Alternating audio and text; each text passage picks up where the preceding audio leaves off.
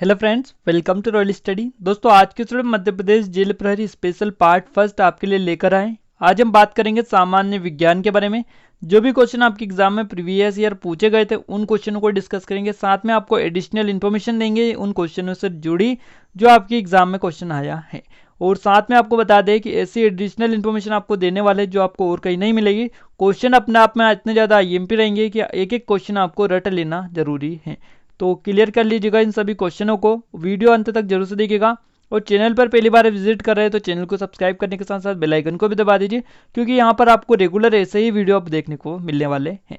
तो चलिए बिना टाइम वेस्ट किए हम स्टार्ट करते हैं आज का वीडियो। सबसे पहले आपको बताते हैं, आपके लिए क्वेश्चन हम लेकर आए हैं। क्वेश्चन है आपका है, लाल रक्त कण यानी RBC का जो निर्माण होता है कहाँ पर होता है। और ये आपको सबको इसका राइट आंसर पता होगा। तो अपना राइट आंसर जो भी आपको पता चले या फिर जो भी आपको पता हो वो आप हमें नीचे कमेंट बॉक्स में कमेंट करके बता सकते हैं। तो जल्दी से जाइए कमेंट बॉक्स में कमेंट करके बताइएगा कि इसका सही जवाब आपका क्या रहेगा। 4 ऑप्शन भी आपके सामने शो रहे हैं, जल्दी से क्लिक कर दीजिएगा, कमेंट बॉक्स में कमेंट कर दीजिएगा आपका सही जवाब क्या रहेगा। ABCD क्लियर है। अब चलिए हम आगे बढ़ते हैं। उससे पहले आपको बता देते हैं कि अगर आप मध्य प्रदेश जेल प्रहरी, इसके अलावा MPPSC, Madhya Pradesh police sub inspector, इसके अलावा कोई से भी एग्जाम की तैयारी कर रहे हैं और टेस्ट सीरीज के माध्यम से आप अपनी तैयारी को एक नई दिशा देना चाहते हैं तो आप परचेज कर सकते हैं। इस पर पूरा 50% का भी डिस्काउंट चल रहा है। आप हमारे कूपन कोड ROYJ050 को जैसे ही यूज करेंगे पूरे 50% का आपको डिस्काउंट मिल जाएगा। नीचे डिस्क्रिप्शन में इसकी लिंक आपको मिलेगी, वहां से जाकर इनको परचेस कर सकते हैं। डिस्काउंट का पूरा लाभ आप उठा सकते हैं। देखिए फर्स्ट जो क्वेश्चन है आपके सामने सो रहा है, निम्नलिखित में से कौन से दो जीव प्लेटी हेल्मिन्थीन फाइलम से संबंधित आपके हैं। तो देखिए आपका प्लेटी हेल्मिन्थीन जो फाइलम से संबंधित आपका कौन सा जीव है। 2 जीव आपको है। तो यहाँ पर देखिए इसमें से आपका जो है यहाँ पर आपको क्लिक करना है और जो भी आपको सही लगे उस हिसाब से आपको ये जो है ऑप्शन चुनना है। क्लियर चीज़ें। तो इसका देखिए ये जो सही जवाब रहेगा वो क्या रहेगा। तो देखिए यहाँ पर जो है प्लेटी हेल्मिन्थीन जो फाइलम होता है इससे संबंधित आपका होता है एक तो फीताकर्मी या टेपवर्म, क्या होता है फीताकर्मी, और एक आपका होता है प्लेनेरिया। तो यहाँ पर आपका दोनों जो है सही जवाब रहेगा। तो आपका हो जाएगा सेकेंड व फोर्थ। क्लियर है। तो आपका कौन सा सही रहेगा, तो ये आपका रहेगा सेकेंड और फोर्थ, यानी सेकेंड ऑप्शन इसका सही जवाब आपका हो जाता है। क्लियर है चीजें। तो आपका सही जवाब रहेगा सेकेंड और फोर्थ। चलिए आगे बढ़ते हैं अगले क्वेश्चन की ओर। अगला क्वेश्चन है आपका, देखिए यहाँ पर अगला क्वेश्चन से आगे बढ़े उससे पहले आपको एडिशनल इन्फॉर्मेशन तो देना भूल ही गए। एडिशनल इन्फॉर्मेशन में थोड़ी सी आपको दे देते हैं ताकि आपको याद रहे। क्लियर है। तो यहाँ पर देखिए फाइलम शब्द आया है। फाइलम शब्द से रिलेटेड जितनी भी इन्फॉर्मेशन है, फाइलम क्या होता है, देखिए फाइलम अपने आप में एक संघ होता है। क्या होता है, ये संघ होता है। अगर इंग्लिश में हम बात करें तो इसको फाइलम बोला जाता है। अब देखिए संघ क्या होता है, तो जीव वैज्ञानिक वर्गीकरण में जीवों के वर्गीकरण की एक श्रेणी ये होती है जिसको हम संघ बोलते हैं। अब देखिए आधुनिक जीव वैज्ञानिक वर्गीकरण में ये जो श्रेणी है वर्ग जो होते हैं यानी क्लास उनके ऊपर और जगत जो होते हैं किंगडम उनके नीचे आता है। तो ये आप याद रखिएगा। और एक संघ में बहुत से वर्ग होते हैं और बहुत से संघों को एक जैव वैज्ञानिक जगत में संगठित किया जाता है। तो ये आप चीजें थी जो आप याद रखिएगा। तो आई होप आपको पता चल ही चुका होगा कि फाइलम क्या होता है। अगला क्वेश्चन आता है, चूना पत्थर से संदूषित सामान्य नमक में जलीय मिश्रण को अलग करने के लिए निम्नलिखित में से कौन सी पृथक्करण विधियों को अपनाया जाना चाहिए। और ये जो विधि होती है इसको हम निस्पंदन और फिर जलीय मिश्रण का वाष्पीकरण बोलते हैं। निस्पंदन और फिर जलीय मिश्रण का वाष्पीकरण, फोर्थ ऑप्शन आपका सही जवाब यहाँ पर हो जाता है। बात कर लेते हैं निस्पंदन के बारे में। पहले निस्पंदन क्या होता है, तो देखिए निस्पंदन एक तरल तथा गैस में जो कि निलंबित होता है, ये ठोस कणों को अलग करने की ये एक प्रक्रिया होती है निस्पंदन। और फिल्टर करके कई तरीके से सिस्टम का उपयोग बहुत व्यापक करके और ठोस तरल और गैस इसके अलावा छोटे और बड़े कण सामान्य इसमें पाए जाते हैं। तो ये आप याद रखिएगा। यानी यह क्या करता है, निस्पंदन एक तरल और ठोस निलंबित प्रक्रिया ये होती है। फिल्टर करने की कई प्रकार की प्रक्रिया होती है निस्पंदन की। क्लियर है। इसके अलावा वाष्पीकरण की बात करें तो देखिए वाष्पीकरण इस प्रकार की प्रक्रिया होती है कि जिसमें कोई तत्व या यौगिक जो गैस होती है इसकी अवस्था में परिवर्तन होता है। इसके अलावा रासायनिक विज्ञान में द्रव्य से वाष्प में परिणत होने की क्रिया को वाष्पीकरण भी हम बोलते हैं। तो आयुब का आपने बहुत पहले इसको पढ़ा होगा, तो आपको याद इतना तो होगा। अगला क्वेश्चन आता है चेचक के टीके की खोज किसके द्वारा की गई। तो देखिए चेचक के टीके की जो खोज की गई वो एडवर्ड जेनर के द्वारा की गई। फर्स्ट ऑप्शन इसका सही जवाब रहेगा। एडवर्ड जेनर कौन थे, तो ये 1976 में अंग्रेज चिकित्सक एडवर्ड जेनर जो थे, इन्होंने चेचक के टीके का आविष्कार किया था। कब किया था, 1976। ये आप याद रखिएगा 1976, इसमें इन्होंने चेचक के टीके का आविष्कार किया था। ये एक प्रसिद्ध चिकित्सक है और विश्व में इनका नाम इसलिए प्रसिद्ध है क्योंकि इन्होंने चेचक के टीके का आविष्कार किया था। एडवर्ड जेनर इस आविष्कार के लिए आज करोड़ों लोग जो है जो आपका चेचक है इस घातक बीमारी से ठीक भी हो रहे हैं। तो ये एडवर्ड जेनर के बारे में थोड़ी सी डिटेल थी जो आपको याद रखना जरूरी है। बात करें ग्रेगर मेंडल के बारे में, तो देखिए ग्रेगर जॉन मेंडल इनका पूरा नाम है।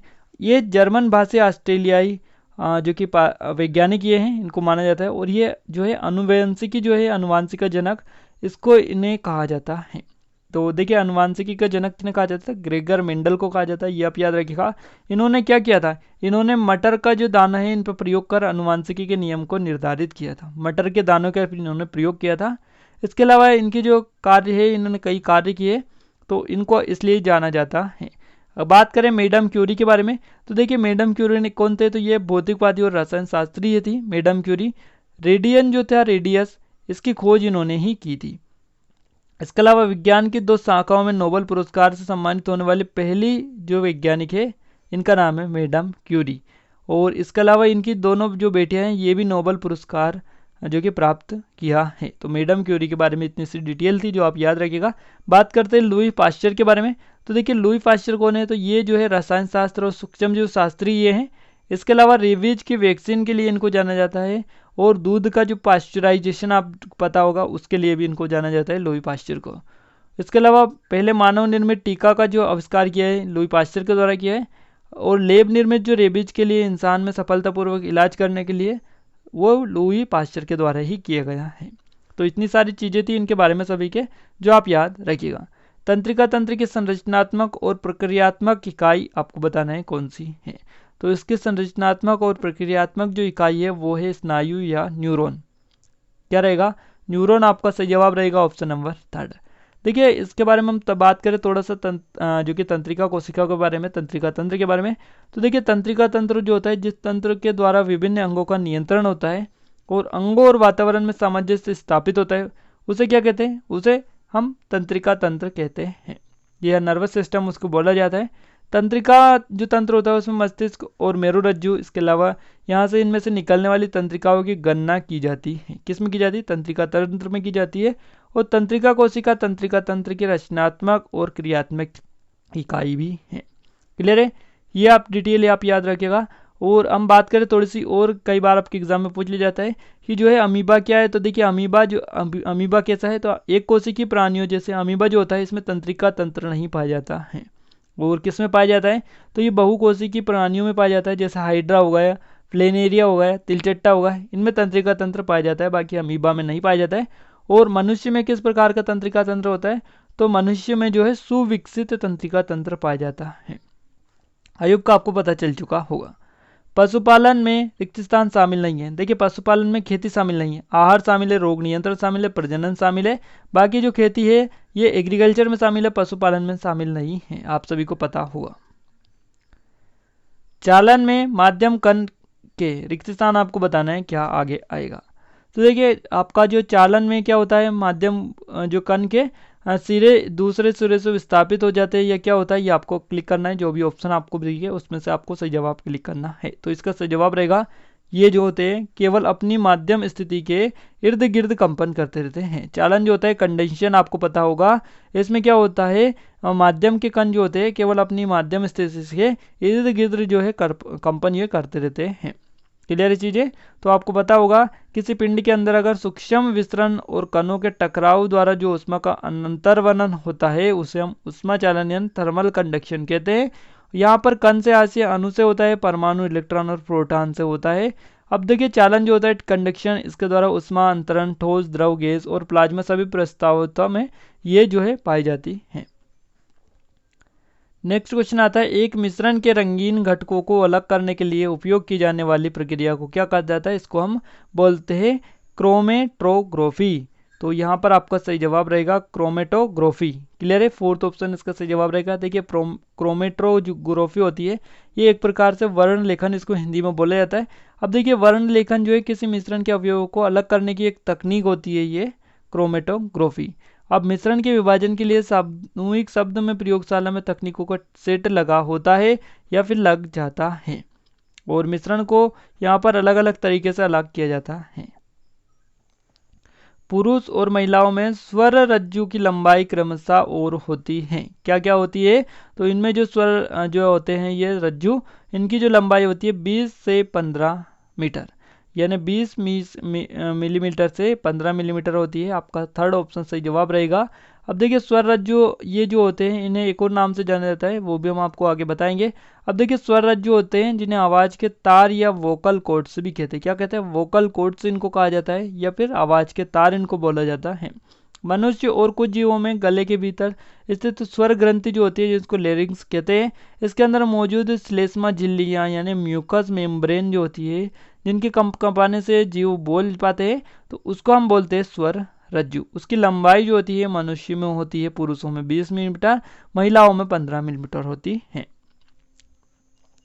एक कोशिका की दो समान अनुजात कोशिकाओं में विभाजित होने की क्षमता को कहते हैं। इस क्षमता को हम क्या कहते हैं? इस क्षमता को हम द्विविखंडन बोलते हैं, बाइनरी फिशन बोला जाता है। याद रखिएगा, थर्ड ऑप्शन से जवाब रहेगा।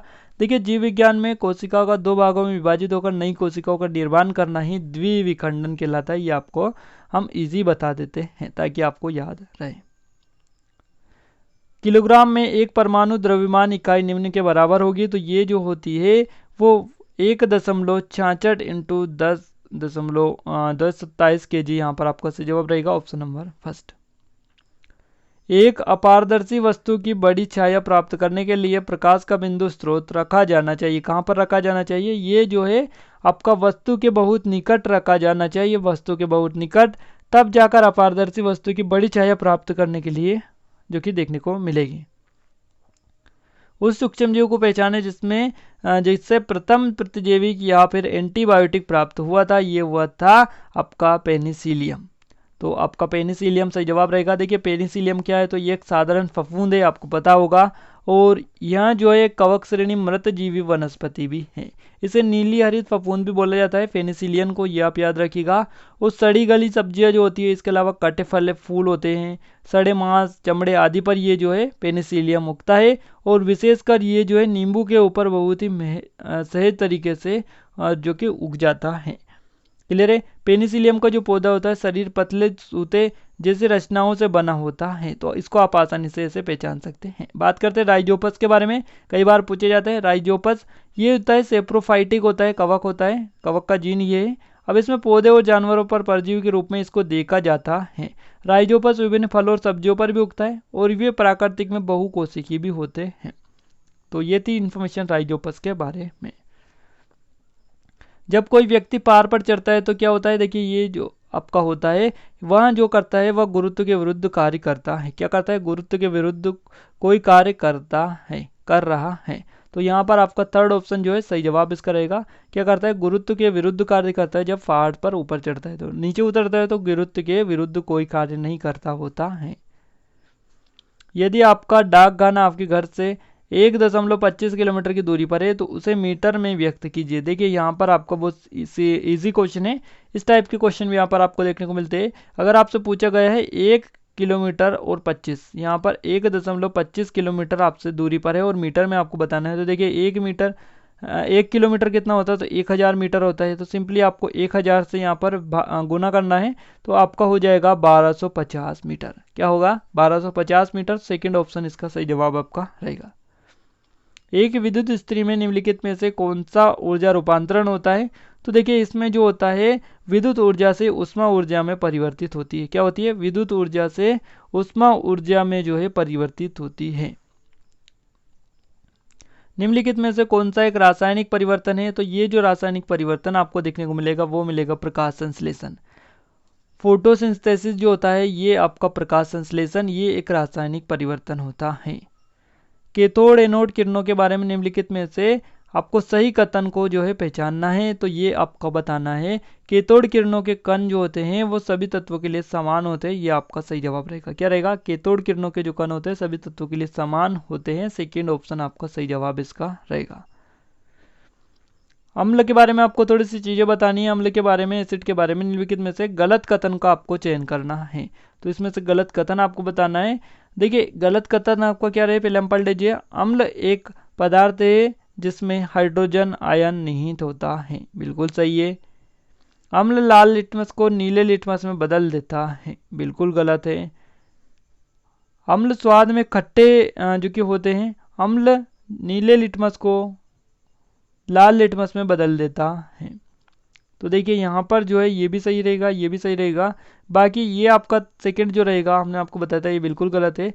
तो यहाँ पर अम्ल जो है लाल लिटमस को नीले लिटमस में नहीं बदलता है। अम्ल जो होता है नीले लिटमस को लाल लिटमस में बदल देता है। तो आपका जो है सेकेंड ऑप्शन इस क्वेश्चन का सही जवाब रहेगा। पेड़, इसके अलावा पौधे मिट्टी में उपस्थित नाइट्रोजन का उपयोग को तैयार करने के लिए करते हैं। तो पौधे जो करते हैं मिट्टी में उपस्थित नाइट्रोजन का उपयोग किसको तैयार करने के लिए करते हैं? प्रोटीन इसका सही जवाब रहेगा। प्रोटीन यहाँ पर आपका फोर्थ ऑप्शन क्लियर हो जाता है। नेक्स्ट क्वेश्चन आता है, एक चलती बस का ब्रेक लगाकर 10 सेकंड के भीतर विराम पर लगाया जाता है। यदि ब्रेक के कारण मंदन 5 मीटर सेट है तो बस का प्रारंभिक वेग आपको बताना है। इसका सही जवाब रहेगा option number third, 50 metre second. Clear है चीज़ें? तो देखिए यहाँ पर इस टाइप के क्वेश्चन आपको देखने को मिलते हैं। तो सबसे ज़्यादा जो क्वेश्चन आपको देखने को मिलते हैं वो बायोलॉजी से रिलेटेड देखने को मिलते हैं। उसके अलावा फिजिक्स से थोड़े से कम आते हैं। उसके अलावा सबसे कम आते हैं आपके जो है केमिस्ट्री से। बाकी जो कि इन्वायरमेंट से भी एक दो क्वेश्चन आ जाते हैं। तो इस टाइप से आपका जो है यहाँ पर क्वेश्चन पूछे जाते हैं। अब किस किस टाइप से क्वेश्चन आपको देखने को मिलेंगे वो तो आपका अगले पार्ट में ही पता चल पाएगा, क्योंकि एक पार्ट में यहाँ पर इतना सारा पता नहीं चल पाता है कि कहाँ कहाँ से आपके क्वेश्चन आ रहे हैं। क्लियर चीज़ें? ताकि उस पार्ट में भी सेम जो कि टॉपिक से क्वेश्चन आए, सेम चैप्टर से क्वेश्चन आए, ताकि हम आसानी से पता लगा सकें कि किस क्वेश्चन टॉपिक से ज़्यादा क्वेश्चन आपके एग्जाम में आते हैं। तो देखिए टॉप 20 क्वेश्चन यहाँ पर लिए गए थे। 20 क्वेश्चन ही आपके एग्जाम में बेसिकली पूछे जाते हैं, जैसे कि आप सभी को पता ही है। और हम स्पेशली इसके ऊपर एक वीडियो भी बना चुके हैं, 85+ स्कोर कैसे करें उसके लिए और बुक्स के लिए। आपने वो वीडियो नहीं देखा तो उसको भी जाकर जरूर से देख लीजिएगा। डिस्क्रिप्शन में उसकी लिंक आपको मिल जाएगी। तो आज के इस वीडियो आपको कैसा लगा ये कमेंट बॉक्स में कमेंट करके जरूर से बताइएगा। वीडियो अच्छे लगे तो वीडियो को लाइक कर दीजिए, शेयर कर दीजिए। चैनल पर नया है तो सब्सक्राइब करने के साथ साथ बेल आइकन को भी दबा दीजिए, ताकि ऐसे ही वीडियो आपको रेगुलर मिलते हैं। आज के इस वीडियो में बस इतना ही। मिलते हैं नेक्स्ट वीडियो में, तब तक लीजिए जय भारत।